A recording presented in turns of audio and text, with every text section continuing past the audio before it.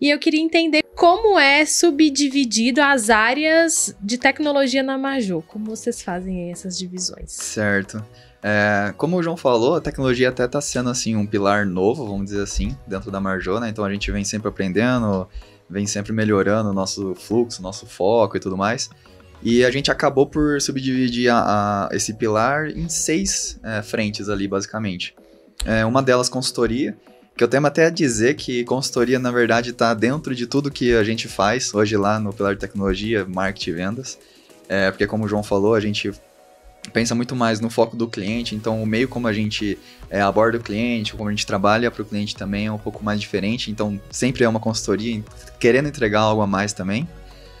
Depois a gente tem as frentes de desenvolvimento de sistemas, né? Então sistemas ali por demanda, às vezes uma empresa tem um determinado problema, ela precisa da tecnologia, ela precisa de um sistema específico, né, do fluxo dela ali dentro para conseguir sanar esse problema.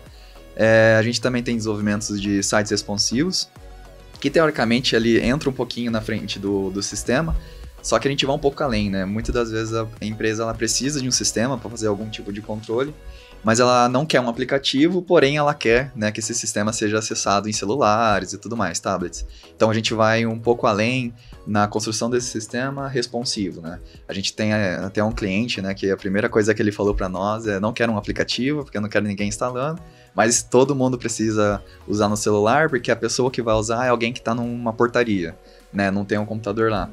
Então a gente dividiu realmente essas duas coisas, porque quando o cliente ele chega com esse foco, com esse problema, já sabendo que, né, ele precisa de algo que precisa ser acessado em qualquer lugar, a gente joga ele para frente para essa frente, né, de tecnologia em sistemas responsivos.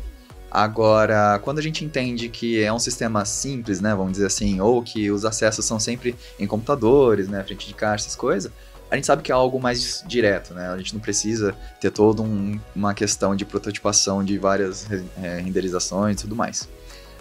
Temos também o desenvolvimento de aplicativo. Então a gente entende que hoje, querendo ou não, muitas vezes a gente usa mais aquele site no celular, mas ainda assim por conta de algum problema específico da empresa, ou até mesmo posicionamento da marca em si, a gente acha que o aplicativo ainda assim ele é uma grande solução hoje, né? Ele é muito poderoso, querendo ou não.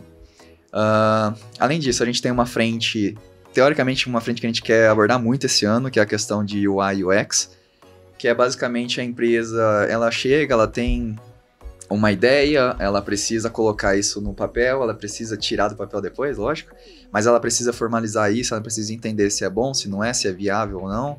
Ela precisa fazer pesquisas, né, de campo, pesquisas dos usuários, precisa entender, né, quem são os usuários dela. É muito complexo. Só que é um negócio, uma frente que a gente fala, que a gente gosta de falar, que é uma frente que ela salva vidas, vamos dizer assim, né? Salva tempo, salva muito dinheiro. Por quê?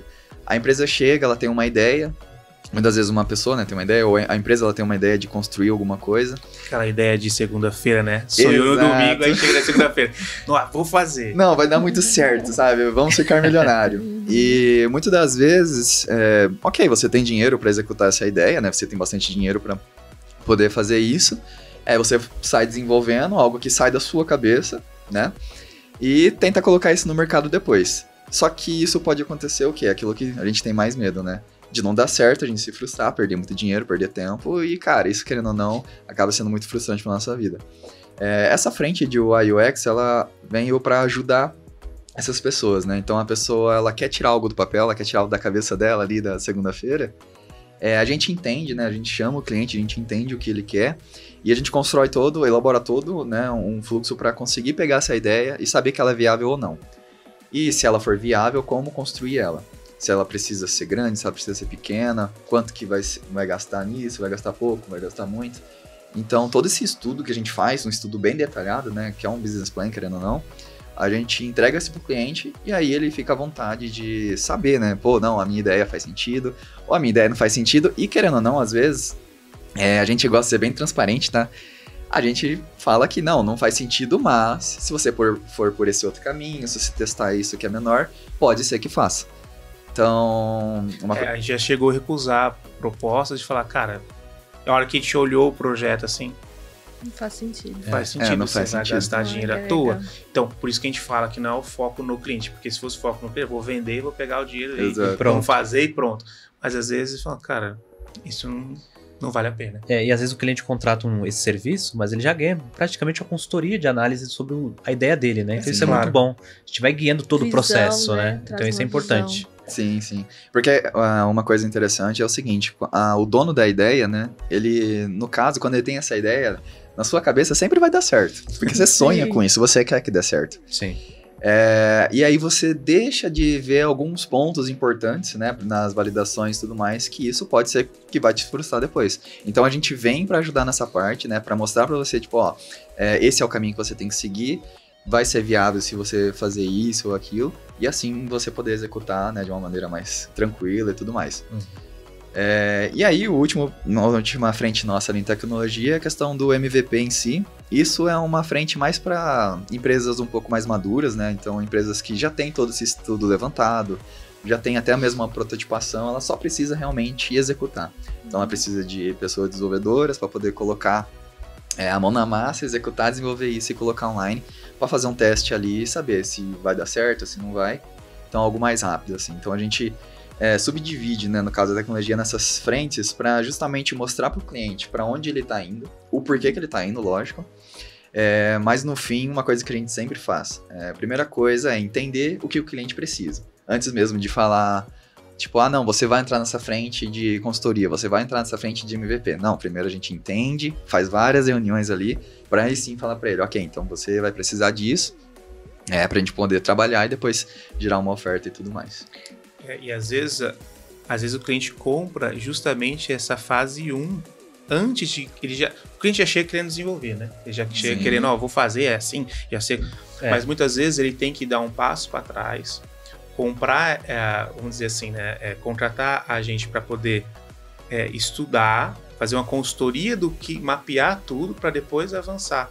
E que aí é onde ele poupa dinheiro, ele poupa muita coisa, porque se vai direto, né? E às vezes uma coisa que não pensou lá na frente, mas... Então, em tecnologia tem que tomar muito cuidado com isso. Né? E até um negócio engraçado, né, que o João falou. Mas se a gente só focasse no cliente... Ele tá morrendo de vontade de me chamar de tio, vocês viram, né? O tio. Quase saiu. Na verdade, eu tô tentando acostumar a não usar tio. Até mesmo quando eu vou falar com ele no WhatsApp, né? Eu paro de chamar ele de tio. Eu falo, João, tudo bem? Aí quando vai entrar com a reunião com um cliente, eu falo... então, esse é o problema. Tio, né? Pô, tio.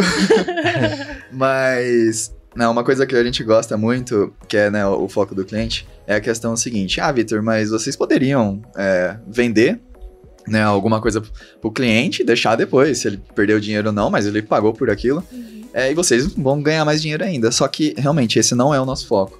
Porque é o seguinte, se a gente vende algo pro cliente, o cliente executa, e o cliente não tem sucesso, a gente também não teve sucesso. Porque a gente errou com o cliente, principalmente a gente, no caso, que deixou o cliente errar. Porque a gente tem a expertise, a gente sabe, né, se vai dar certo ou não, e o modo, né, de construir. Então, por isso que a gente, antes mesmo, né, de executar, de saber fazer a oferta para o cliente, a gente entende que aquilo vai dar certo e entrega realmente o que o cliente precisa. Lógico que às vezes a pessoa chega querendo um dragão, voando na tela e tudo mais, a gente fala, não, você só precisa de um passarinho, sabe? Que vai sanar seu problema. Exato, vamos com calma. Justamente para isso, porque ele não precisa gastar milhões agora, ele só precisa gastar o que ele realmente precisa para sanar o problema dele e, no fim, se ele tiver sucesso, a gente também vai ter sucesso, sabe? Então, isso, acho que assim, quando eu até mesmo aceitei a proposta de trabalhar na Marjô, foi por conta disso, porque esse, no caso, é um dos pilares também da Marjô, assim, de como se comportar. Muito bom. Só um comentário rapidinho sobre isso, né, falando, né, essa questão de economizar dinheiro. Nós atendemos um cliente, se eu não me engano, ele é de Utah. Ele veio com um problema para nós, com uma plataforma, né, Vitor, já desenvolvida, 2 anos desenvolvendo, e esse cliente, que não era de tecnologia, ele pessoalmente, ele não dominava na área de tecnologia, ele não sabia o que ele tinha nas mãos.